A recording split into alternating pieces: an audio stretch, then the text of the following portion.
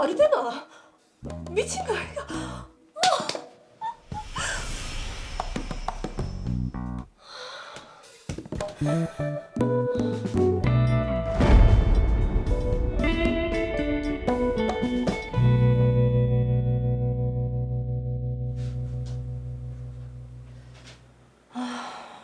애들 클수록 돈은 많이 들어가고 애 아빠나 나나 벌이는 똑같고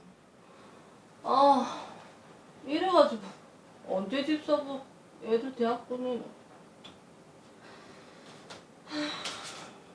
고민이 많으시네요. 그래, 나도 이참에 코인이나 해볼까? 처음 2천만 원으로 코인에 입문했지만 800만 원에 큰 손실을 봤습니다. 손실을 많이 하기 위해 본격적으로 코인에 대해 공부를 하면서 관련 일을 하는 사람들을 많이 알게 됐습니다. 소영 씨. 어서오세요. 친분을 쌓게 된 이 사람, 해외 유명 코인의 지내셨죠? 국내 마케팅 담당자라고 있습니다. 어떻게 좀 올랐습니까? 올랐다가 내렸다가 하루에도 몇 번 롤러코스터를 타는 심정입니다. 그러면 제가 좋은 투자 정보 좀 알려드릴까요? 뭔데요? 그 블록딜이라고 아시죠? 알죠. 소영 씨가 블록딜 투자자가 되는 겁니다. 제가요? 예. 그 GM 코인이라고 국내 1위 코인 거래소에 상장되기로 내부적으로 이미 이야기가 끝. 상장만 되면 10배나 올라갑니다. 10배나요? 네. 그 해외 거래소에서 이 GM 코인이 한 개당 200원에 거래되고 있는데 국내 빅딜 투자자들한테 5천만 원 이상 투자하면 반가. 딱 100원에 구매할 수 있습니다. 200원에 거래되는 걸 100원에 살 수 있다고요? 그렇다니까요. 소영 씨가 코인에 대해서 공부도 많이 하고 또 내랑 친하니까 알려드리는 겁니다. 정말 괜찮을까요? 아이 그럼요. 이 사기만 해도 100% 차익도 얻을 수 있고 이 상장만 되면 수익이 10배 이상 올라간다니까요. 이 투자 안 하는 사람이 바보지. 사기만 하면 사기 당하는 거죠. 그렇죠. 이사를 위해 모아뒀던 5천만 원을 GM코인에 투자하기로 했습니다. 5천만 원 정도 비트코인 구매해서 지섭 씨한테 보냈습니다. 아니 확인했습니다. 제가 GM코인 50만 개를 소영 씨 GM코인 지갑으로 보내드릴게요. 대박 나실 겁니다. 지섭 씨만 믿고 가는 겁니다. 그럼 일단 GM코인 10개만 해외에서 팔아볼까나? 뭐고? 왜 옮길 수가 없다고 하노? 이상하네.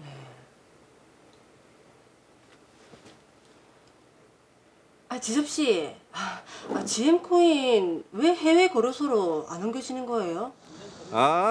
GM코인은 일정 기간 동안 이동할 수 없도록 프로그래밍 돼 있습니다. 그런 말 안 했잖아요. 그 약간의 다 기재돼 있는데 좀만 기다려 보세요. 약간이요? 그 약간 한번 읽어 보시라니까요.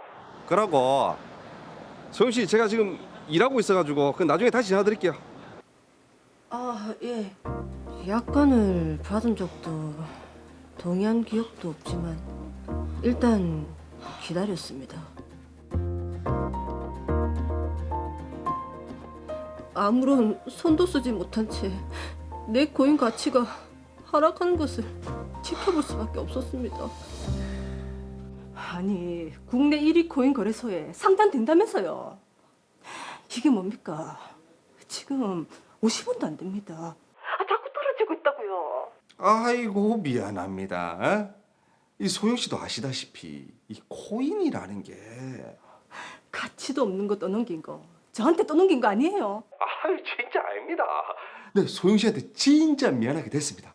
대신에 네, GM 코인으로 손실 본 거 다 만회시켜 드릴게요.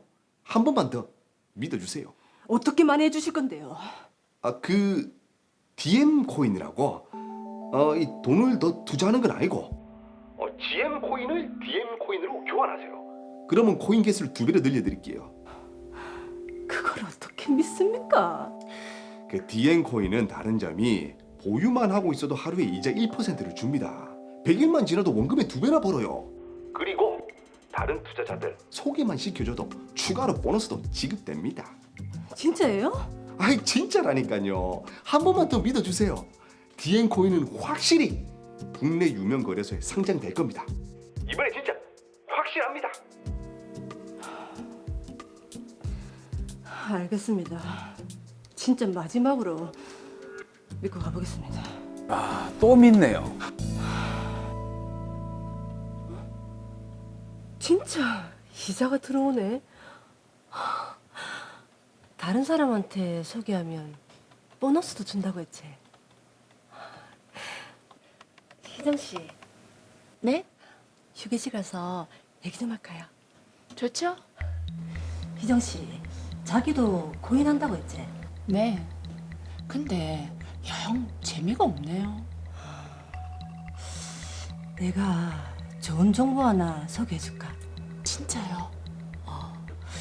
이거 진짜 좋은 거라.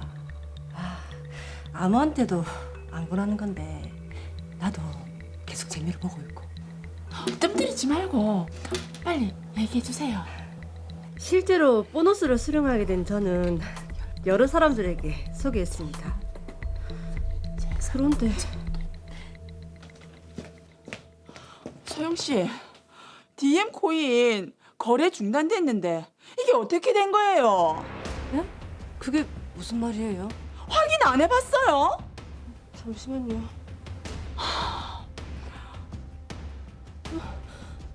이게 뭐고? 고객께서 전화를 받을 수 없습니다. 소영 씨, 내 돈 어쩔 건데? 소영 씨만 믿고 투자한 건데. 희정 씨, 나도 망했다. 그 돈이 어떤 날인데?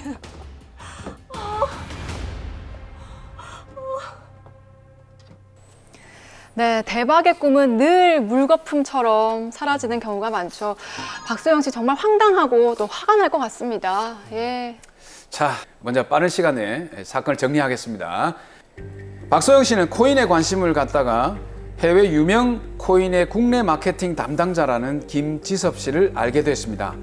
김지섭은 박소영 씨에게 GM 코인이 국내 1위 코인 거래소에 상장하기로 했다며 투자를 권유하는데요. 이에 박소영 씨는 5천만 원을 투자해 김지섭은 GM 코인 50만 개를 박소영 씨의 전자지갑으로 보냈습니다. 박소영 씨는 GM 코인을 해외 거래소에 판매하려고 했지만 해외 거래소로 옮길 수가 없었는데요.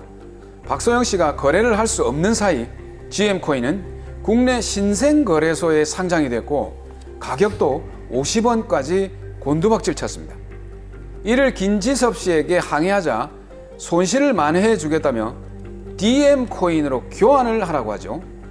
DM 코인은 보유만 하고 있어도 하루에 1%의 이자를 주고 또 다른 투자자를 소개하기만 하면 보너스도 지급된다고 합니다. 네. DM 코인에 투자를 한 후 실제로 매일 이자가 지급이 되자 박소영 씨는 다른 지인에게 이 코인을 소개합니다. 그런데 한 달 정도 지났을 무렵 DM 코인의 거래가 중단이 되고 김지섭 씨도 종적을 감춰버렸습니다. 자, 지금 박소영 씨뿐만이 아니고 지인들에게까지 소개를 한 상태인데, 자, 이영준 변호사님, 이 사건 좀 맡아주시죠. 네, 박소영 씨 사연을 보니 저도 참 많이 안타깝습니다. 드라마 속에 코인 사기 수법들이 많이 보이는데요. 어떤 수법이 있는지 자세히 차근차근 알려드리도록 하겠습니다. 네, 변호사님 눈에는 수법이 많이 보인다고 하셨는데 요즘 또 이런 사기가 많다고 하니까 지금 로이어 시청하시는 시청자분들께서도 눈을 좀 크게 뜨고 들어주시기 바랍니다. 자, 먼저 김지섭이 처음 투자를 하라고 했던 GM코인이 국내 유명 거래소에 상장이 될 거라고 이미 준비가 끝났다 이렇게 얘기를 했는데 실제로는 조금 생소한 국내 신생 거래소에 상장이 됐습니다. 처음 얘기와는 다른데 이게 사실과는 좀 다르다고 봐야겠죠. 네, 사실이 아니었던 예. 겁니다. 국내 유명 거래소에 상장을 한다는 사실이 알려지게 되면 가격이 폭등하는 경우가 많습니다. 네. 이러한 상황을 이용하는 코인 사기 유형이 상장 사기입니다. 드라마에서도 반드시 1위 거래소에 상장된다고 하면서 박소영 씨를 속였는데요. 상장 신청을 했을 뿐이지 상장과 관련된 구체적인 얘기가 오고 간 바는 전혀 없었습니다. 네. 실제 국내 유명 거래소들은 상장과 관련해서는 회사 내부에서조차 철저한 보안을 유지하기 때문에 이러한 정보를 안다고 하면 거의 거짓말이라고 보시면 됩니다. 자, 김지섭 씨가 거짓말로 이제 기망을 했기 때문에 이게 사기죄로 보면 될까요?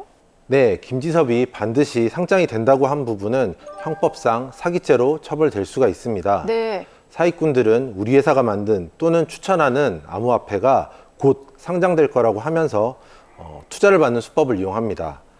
주식의 경우에는 내부 정보를 이용하는 것 자체만으로 엄격하게 처벌이 되고 있습니다만 네네. 암호화폐의 경우에는 이러한 부분에 대해서 제도적 장치가 미비하다 보니까 사기꾼들이 이런 점을 악용해서 활개를 치고 다니고 있는 것이 현실입니다. 예. 근데 이제 드라마상에 박소영 씨가 GM 코인을 구입을 해서 일부를 해외 거래소로 옮기려고 했는데 안 된다고 했거든요.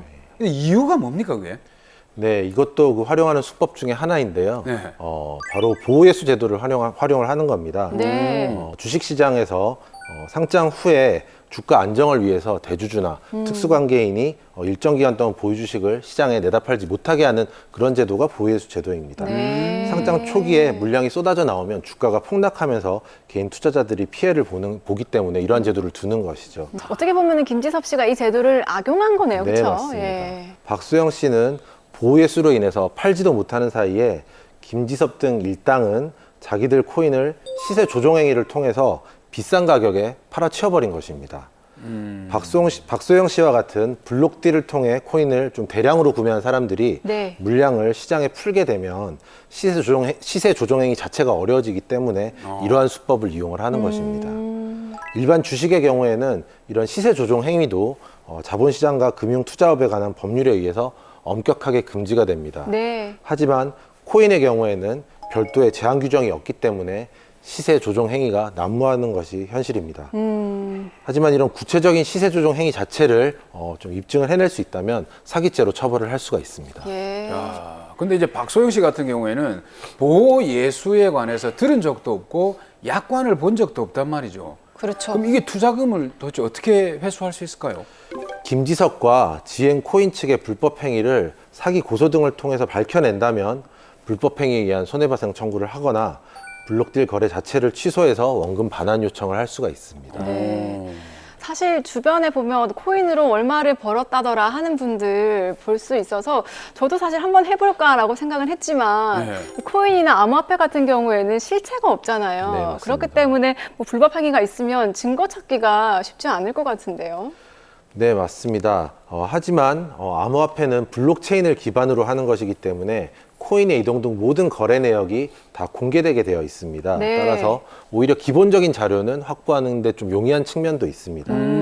하지만 그 코인 사기범들의 기망 행위를 밝혀내기 위해서는 직접 평소에 주고받았던 대화 내용이나 네. 카카오톡 또는 이런 코인 사기범들은 또 텔레그램 같은 것을 많이 활용을 합니다. 네. 그런 텔레그램 내용이라 하더라도 상대방을 특정할 수만 있다면 그 대화 내용들을 캡처를 해서 증거 자료로 활용을 할 수가 있습니다. 그리고 저희 도산센터에서도 네. 최근에 코인 사기나 코인 투자 실패로 이제 채무 때문에 개인회생을 신청하는 사람이 급격히 있는 상황입니다. 아, 그래요? 아니요. 근데 이게 지금 코인 투자 같은 경우는 약간 사행성이 짙어가지고 그러니까요. 개인 회상의 대상이 안 될 것 같은데요. 그렇게 다들 걱정을 하셔서 저한테 많이 물어보시는데 예. 실제로 개인 회생에서는 그 사행성, 도박 이런 것도 다 인정이 되고 뭐 결국 채무 조정을 할 수가 있기 때문에 물론 뭐 투자 사기 뭐 지금 사연처럼 투자 사기는 일반적인 이제 채무와 같이 해결이 될 것이고 네. 이제 코인 투자, 가상화폐를 이제 막 투자를 해가지고 실패한 경우에는 뭐 사행성이 좀 있다고 보긴 해요. 법원에서도 네네. 사행성이 있지만 변제 비율이 급격히 좀 많이 늘어나서 좀 많이 갚아야 될 수는 있어도 개인 회생으로 진행을 못하는 건 아닙니다.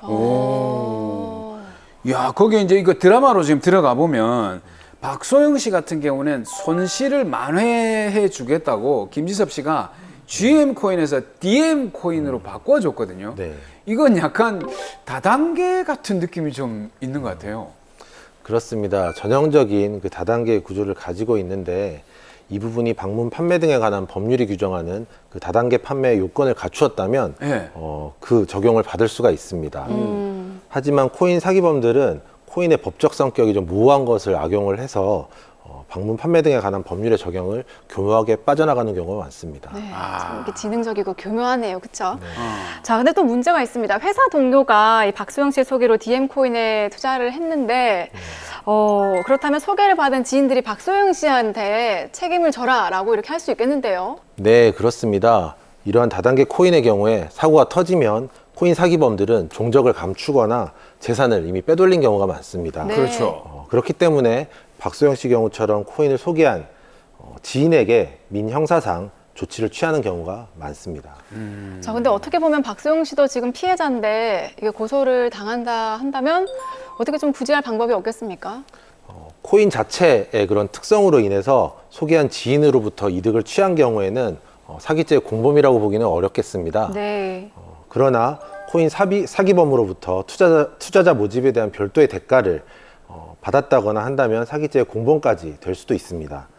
만약 고소를 당한다면 수사기관에 자기도 피해자일 뿐이고 별도의 이득을 얻은 적이 없다는 점을 적극적으로 소명을 해야 처벌을 면할 수가 있겠습니다.